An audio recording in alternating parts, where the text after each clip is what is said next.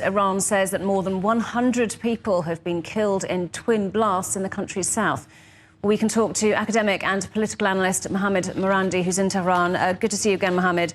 So details clearly still emerging. At this stage, what seems to have happened?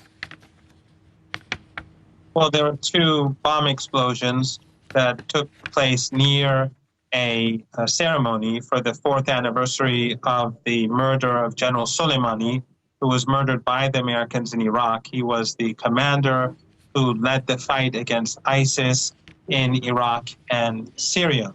So, of course, ISIS is extremely hostile towards him.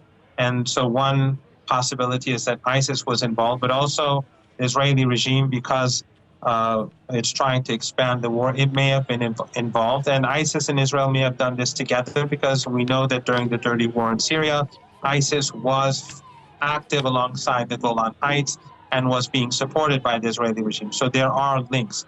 So at the moment, there are different scenarios. We don't know what happened. Clearly too early to say who was behind it, but what might whoever did this have been hoping to achieve?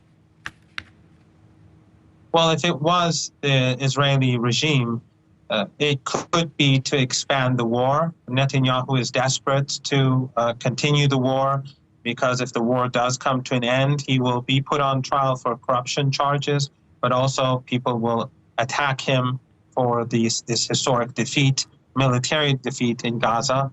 So the assassination that we saw yesterday in Beirut and the killing of the Iranian general in Syria last week, alongside this, could possibly be an attempt to expand the war.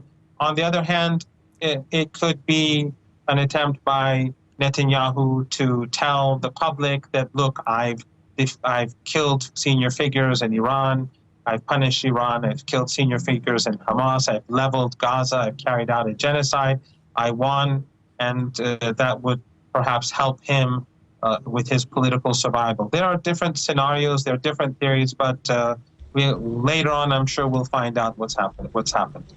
So this attack has targeted an event marking the anniversary of the death of Iranian General Qassem Soleimani. What do you think is the significance of the timing of this?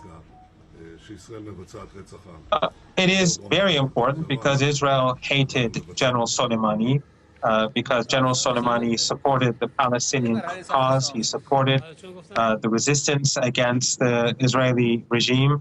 But also ISIS hated General Soleimani, because when NATO was supporting extremist groups in Syria, including ISIS, the Iranian general was deeply involved in pushing them back. And when ISIS expanded and the spillover of the war in Syria included Iraq, he led a combined campaign against ISIS in Syria and Iraq. So both the Israeli regime hates him a lot, and ISIS hates him equally. And again, since Israel and ISIS have had a history of cooperation together, it is quite possible that this was carried out by both of them. So what do you think this could mean for the conflict in the Middle East? Well, the Iranians want a ceasefire in Gaza. Over 30,000 people have probably died, because many thousands are under rubble and they're not a part of the official numbers.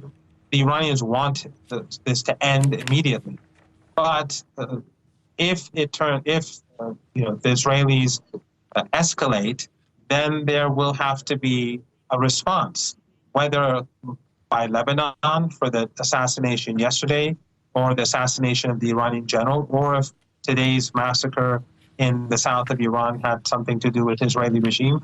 This will ultimately lead to a response. But at the same time, Iran does not want an expanded war, and the region doesn't want an expanded war. Mohammed Marandi, I'm afraid we are out of time, but it's great to talk to you. That's the academic Mohammed Marandi.